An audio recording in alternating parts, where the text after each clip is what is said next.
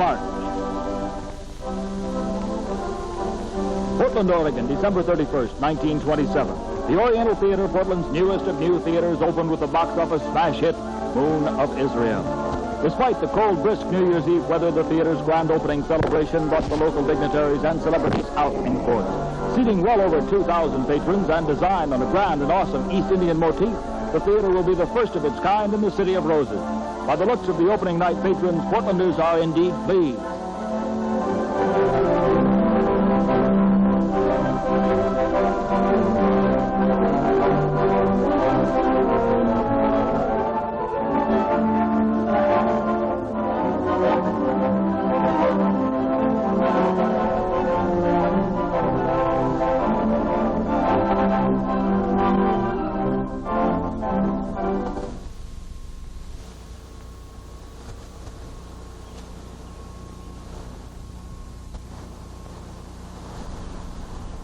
This is the Oriental Theater.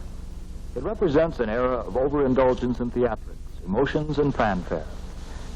For the next few minutes, we're going to look at the theater through the recollections of those who knew it, the original organist and a veteran stagehand. For all we know, this may be the moment before the dark.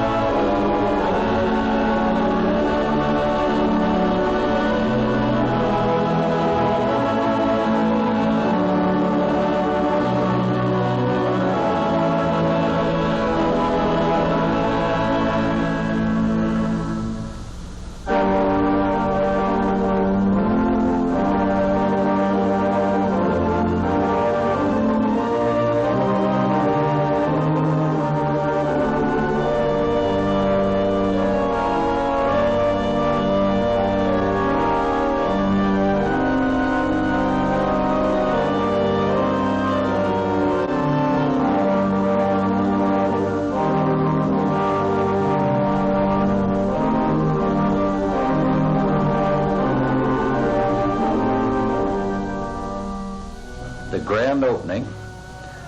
It was on a Saturday, December 31st, in 1927, and the weather began to storm, and we had a terrific wind, and we had a lineup clear around the block.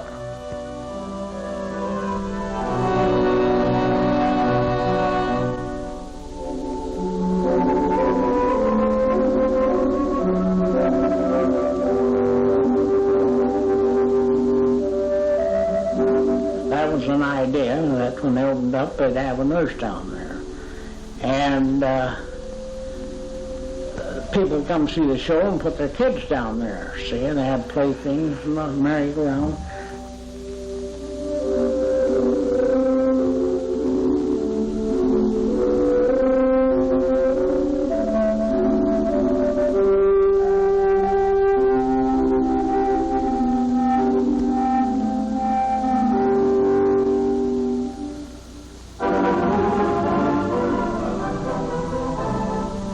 Up first with my solo, and then as I went down, the orchestra come up with Joe Schwadka as the director, and we had about 15 musicians, I think, in the pit.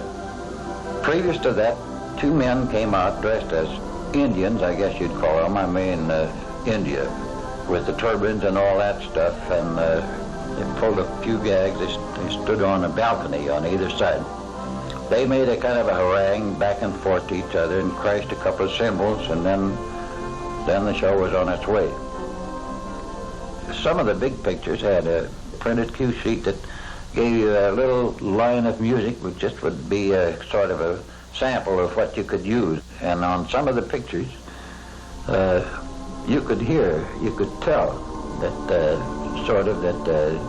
They were really eating up the picture and getting into the thing, especially the South pictures. When you begin to hear a lot of snuffling and stuff going on around there, then you'd go into a real sad, just milk it. You turn around and see a lot of handkerchiefs and hear this kind of snorting stuff, and you know that either your music or the picture or both together were reaching the spot.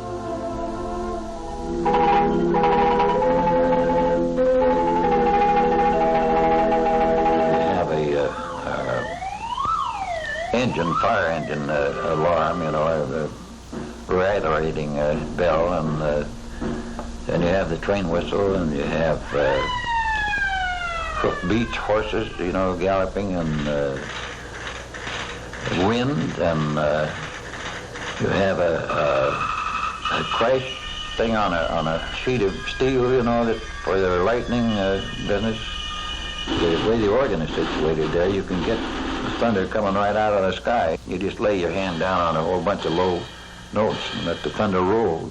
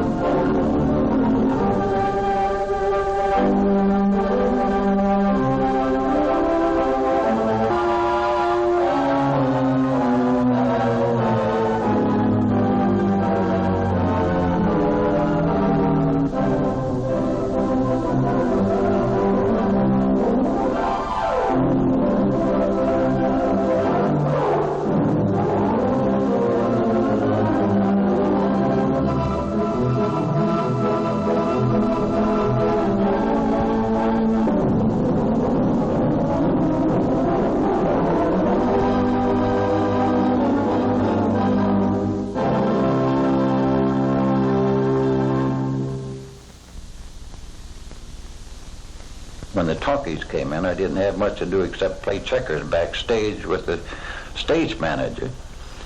And I stuck my name where I come up the stairway to the organ, and it's still there on December 31st, 1927. That was a wonderful house when it was built. I seen the original Uncle Tom's Cabin in the original Herman the Great. They had two nice sets of scenery built there for tableaus with vaudeville.